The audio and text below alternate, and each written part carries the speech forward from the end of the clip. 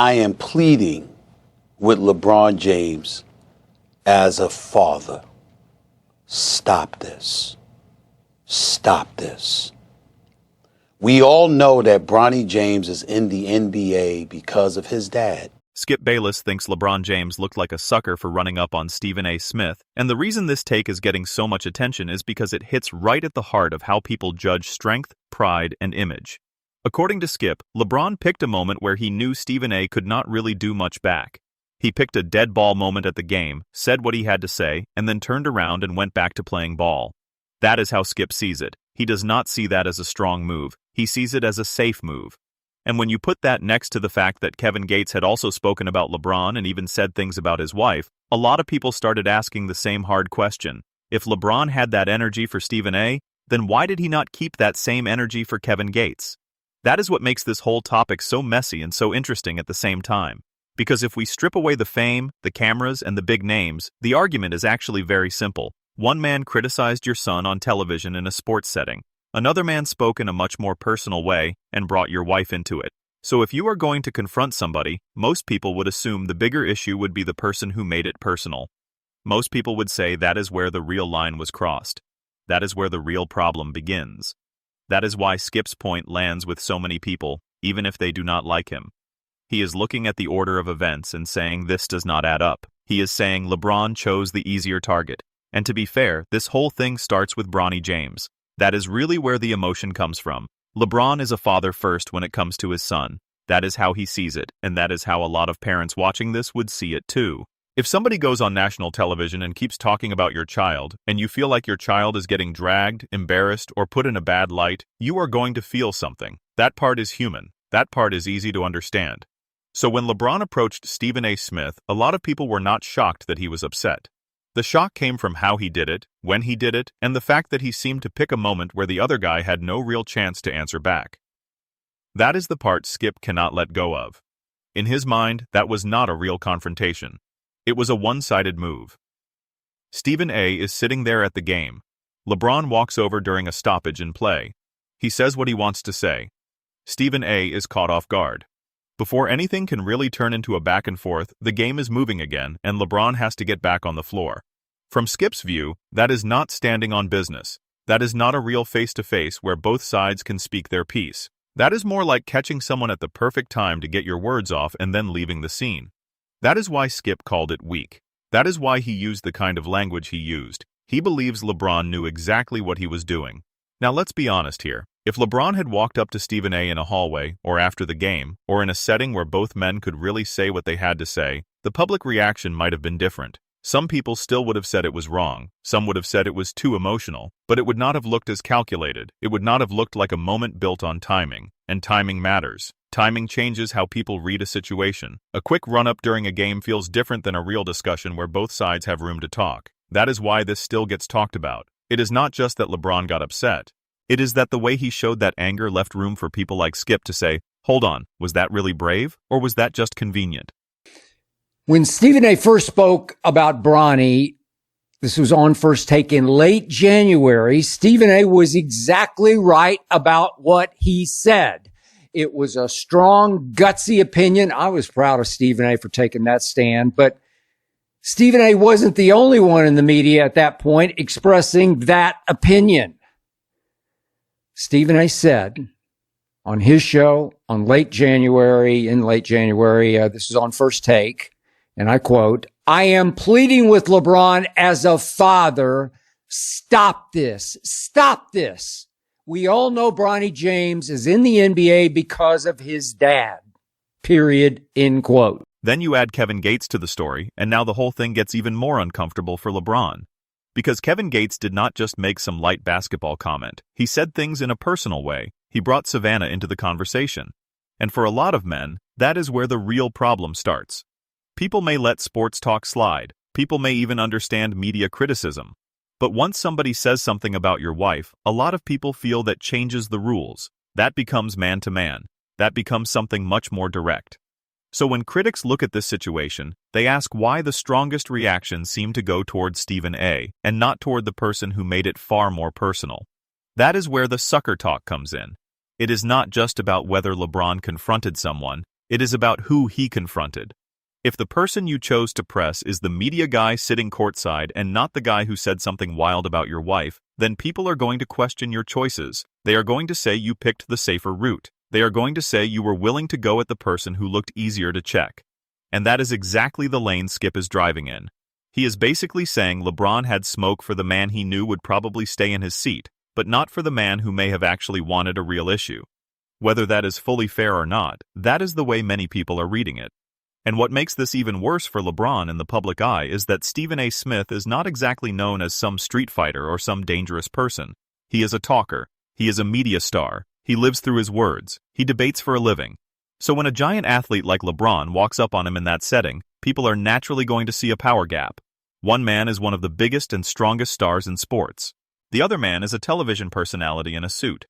Right away, the image looks lopsided. Right away, it feels like one side has all the advantage.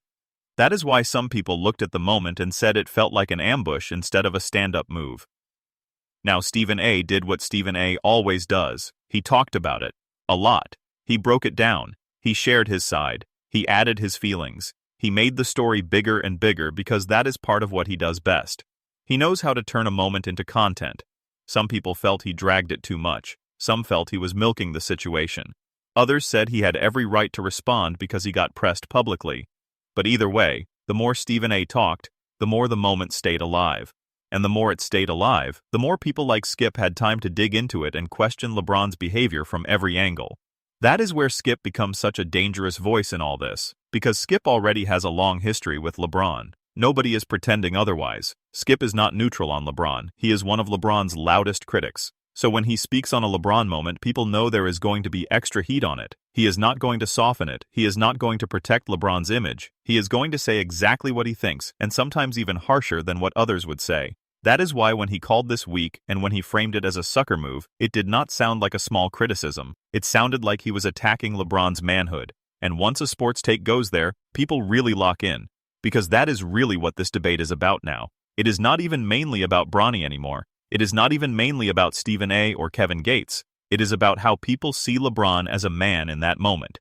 Did he look protective? Did he look emotional? Did he look fed up? Or did he look like somebody choosing the easiest possible person to confront? That is the whole issue. And that is why the Kevin Gates angle keeps coming back up. Kevin Gates becomes the test case. He becomes the example people use to say, if this was really about defending your family, then why did the strongest public reaction happen somewhere else?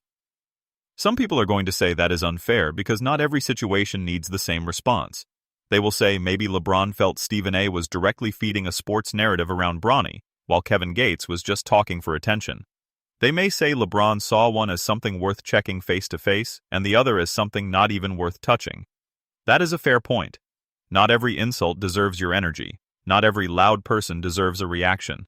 Sometimes ignoring somebody is the best move. That is true. But the problem for LeBron is that people do not always judge what makes the most sense. They judge what looks strong and what looks weak. And in terms of public image, the difference in response to Stephen A. and Kevin Gates gave critics all the ammo they needed. That is why Skip's words are so sharp here. He is not just calling LeBron emotional. He is saying LeBron's choice showed calculation. He is saying LeBron picked a place, a person, and a moment that gave him full control.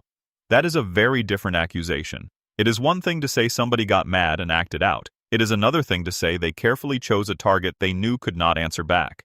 The second version sounds much worse. It sounds like bullying. It sounds like fake toughness. It sounds like somebody wanting the look of confrontation without the risk that usually comes with it. And public image matters a lot for LeBron because LeBron has spent so many years building a picture of himself that is bigger than basketball. He is not just seen as a player, he is seen as a leader, a family man, a public figure, and someone who is always aware of his image. So when he does something that looks out of character, people notice it even more.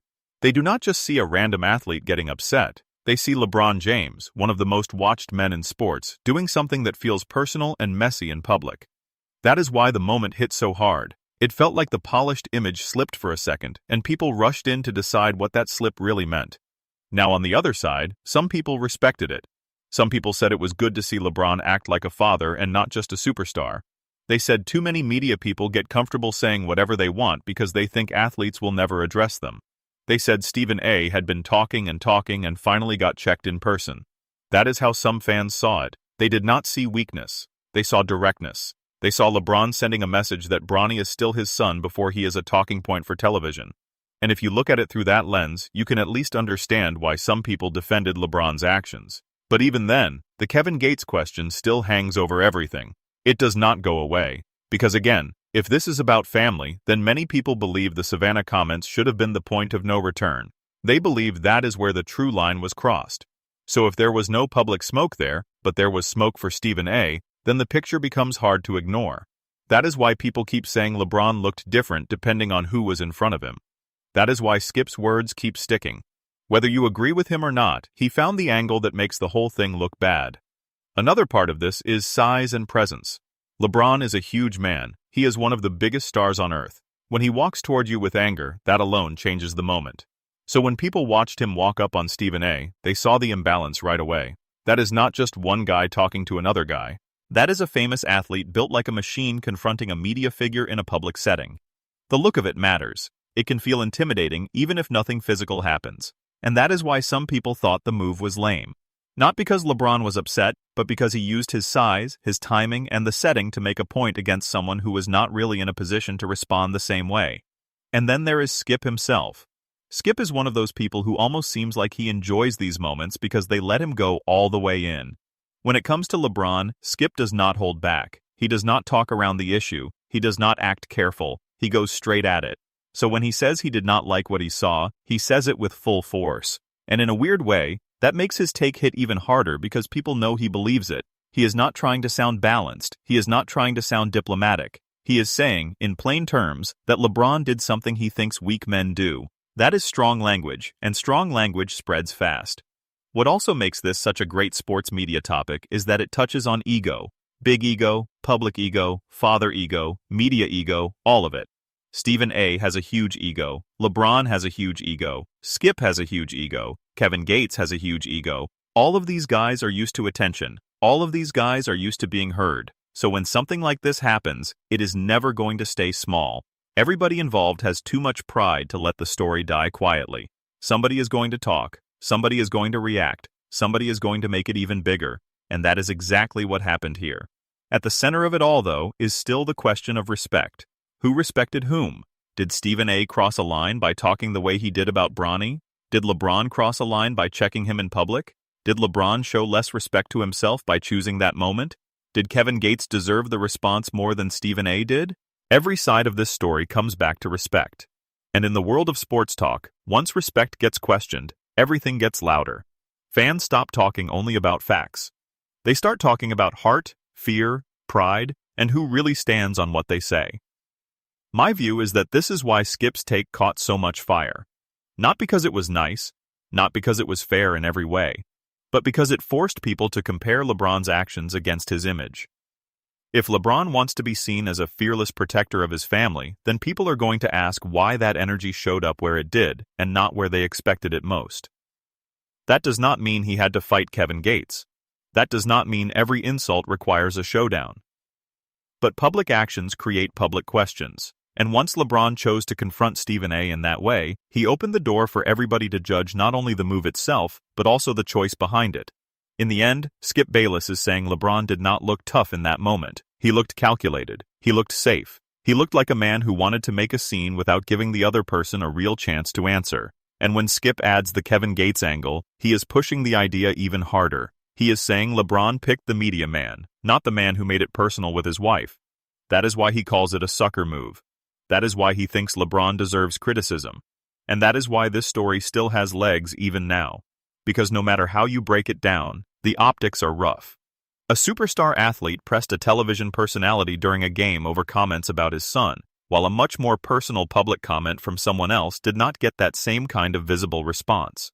That gap is what people cannot stop talking about. That gap is what gives life to Skip's argument, and that gap is why some people walked away from the whole thing feeling like LeBron did not look strong at all. He looked selective, and maybe that is the real lesson here. In public life, people do not just remember that you reacted. They remember who you reacted to. They remember how you did it. They remember whether it looked fair, whether it looked brave, and whether it matched the image you carry.